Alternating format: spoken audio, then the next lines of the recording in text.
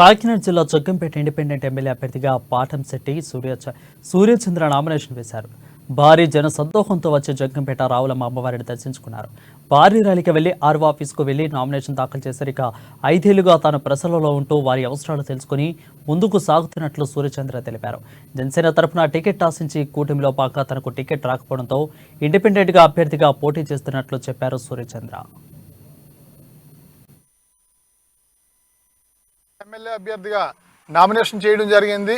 గత 5 సంవత్సరాల క్రితం ఎమ్మెల్యేగా పోటీ చేయడం, సమయం తక్కువ ఉండడం వల్ల ఆనాటి నుండి నేటి వరకు రాత్రి పగలు ప్రజల్లో ఉంటూ ప్రజా సమస్యలు తెలుసుకుంటూ ప్రజల కష్టాలకి మేమున్నామంటూ ప్రజా సమస్యల పరిష్కారానికి అధికారుల చుట్టూ తిరిగి సమస్యల పరిష్కారానికి ప్రయత్నం చేస్తూ గత 5 సంవత్సరాల నుంచి ఇంటికి దూరంగా ప్రజలకు దగ్గరగా అనే కార్యక్రమం ద్వారా ప్రజలందరికీ చేరువవడం జరిగింది.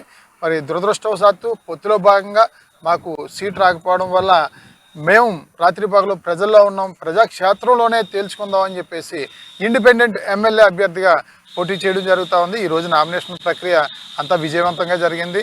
ఈ సందర్భంగా జగ్గంపేట నియోజకవర్గ ప్రజానీకం ప్రతి ఒక్కరికి కూడా చేతులు జోడించి విజ్ఞప్తి చేస్తూ ఉన్నాను. 5 సంవత్సరాలకు ఒకసారి ఓటు కోసం వచ్చే నాయకులకి ఓటు వేయాలా? 5 సంవత్సరాలు రాత్రి పగలు మన ఇంట్లో మన అన్న, మన తమ్ముడు, మన బిడ్డలా ఉండే పాటంశెట్టి సూర్యచంద్రకు ఓటు వేయాలనేది ప్రజలందరూ కూడా మంచి నిర్ణయం తీసుకుని ఓటు వేసి మరి ఇండిపెండెంట్ ఎమ్మెల్యేగా అఖండమైన మెజార్టీతో గెలిపించాలని జగ్గంపేట నియోజకవర్గ ప్రజలందరికీ కూడా విజ్ఞప్తి చేస్తూ ఉన్నాను. అంతేకాకుండా ప్రజలందరికీ కూడా మరొక విజ్ఞప్తి ఏంటంటే, ఇతర పార్టీ నాయకులు ఇండిపెండెంట్ ఎమ్మెల్యే అభ్యర్థికి ఓటు వేస్తే వృధా అని చాలామంది తప్పుడు ప్రచారం చేస్తూ ఉన్నారు.